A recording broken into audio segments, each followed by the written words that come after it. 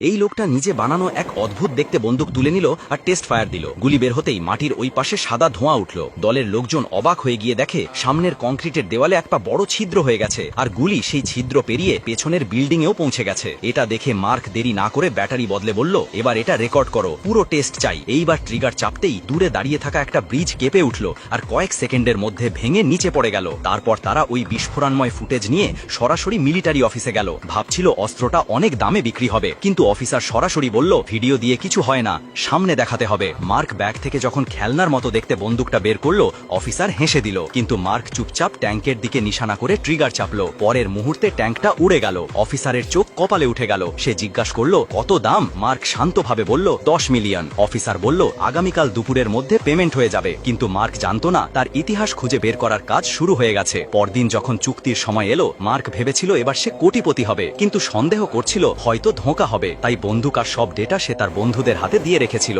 যুক্তির জায়গায় গিয়ে দেখে টাকার বদলে বন্দুকধারী সৈন্য দাঁড়িয়ে আছে। মার্ক পালাতে যাচ্ছিল, হঠাৎ খবর পেল তার পরিবারকে অপহরণ করা হয়েছে। তখন সে ফোন করে বলল, অস্ত্র দিয়ে দাও। অফিসার বন্দুক আর ডেটা হাতে পেয়েই মার্ক আর তার পরিবারকে ছেড়ে দিল। কিন্তু অফিসার জানতো না, বন্দুকের ভেতরে আগে থেকেই ট্র্যাকার লাগানো ছিল। মার্ক আর তার বন্ধুরা এক উঁচু বিল্ডিং এ উঠে অপেক্ষা করছিল। যেই মুহূর্তে গাড়ি লোকেশনে পৌঁছালো, মার্ক বের করলো তার দ্বিতীয় প্রজন্মের সুপার রাইফেল। বন্দুকটা এবারও খেলনার মতো দেখাচ্ছিল, কিন্তু এবার শক্তি ছিল দ্বিগুণ। ট্রিগার চাপতেই এমন ধ্বংস হলো যে গাড়ি, অফিসার আর তার ষড়যন্ত্র মুহূর্তেই ছাই হয়ে গেল। মার্ক স্বস্তির নিঃশ্বাস ফেলল, কিন্তু ঠিক তখনই একজন পুলিশ তাকে থামালো। মার্ক শান্তভাবে কিছু কাগজ দেখালো। পুলিশ একটুও সন্দেহ করলো না। তারপর মার্ক চুপচাপ তার পরিবার নিয়ে এক অচেনা শহরে চলে গেল, যেখানে কেউ তাকে চিনতে পারবে না।